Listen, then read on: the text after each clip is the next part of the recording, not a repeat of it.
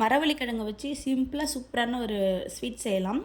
நம்ம வீட்டில் எப்பயுமே மரவள்ளிக்கிழங்கு ஸ்டாக் இருக்கும். ஏன்னா அத்தை வந்து மரவள்ளிக்கிழங்கு தான் விற்கிறாங்க.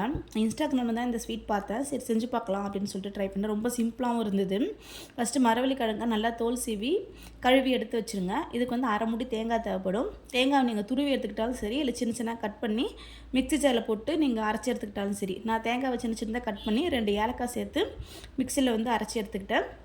அதேமாரி நீங்கள் மரவள்ளிக்கிழங்கு வந்து நல்லா நம்ம காய் சீவோம் இல்லையா, அதனால் சின்ன சீவலாக பார்த்து நல்லா சீவி எடுத்து வச்சுக்கோங்க. நீங்கள் மரவள்ளிக்கிழங்க சின்ன சீவலில் சீவும்போது சீக்கிரமாக வெந்துடும். அதுக்காக தான் சின்னதாக சீவ சொல்கிறேன்.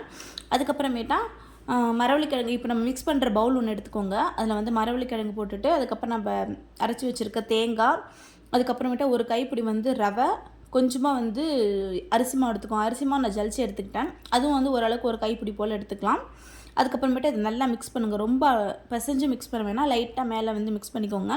சுகர் சேர்த்துக்கிறோம். நீங்கள் ஸ்வீட்டுக்கு ஏற்ற மாதிரி சுகர் சேர்த்துக்கோங்க. சுகர் வந்து கொஞ்சம் தூக்கலாகவே சேர்த்துக்கோங்க. ஏன்னா வெந்து வரும்போது நமக்கு வந்து சுகர் கம்மியாக வர மாதிரி இருக்கும்.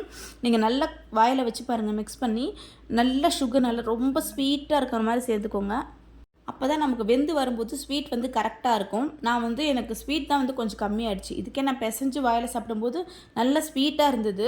ஆனால் வேக வைக்கும்போது ஸ்வீட் கொஞ்சம் கம்மியாகிடுச்சு. இது நீங்கள் மார்னிங் பிரேக்ஃபாஸ்ட்டாக கூட கொடுக்கலாம். ரொம்ப ஹெல்தி, குழந்தைங்களுக்கு ரொம்ப பிடிக்கும். சூப்பராக இருந்தது. நான் இந்த அளவுக்கு எதிர்பார்க்கவே இல்லை. அவ்வளோ சாஃப்டாக சூப்பராக வந்துருந்தது.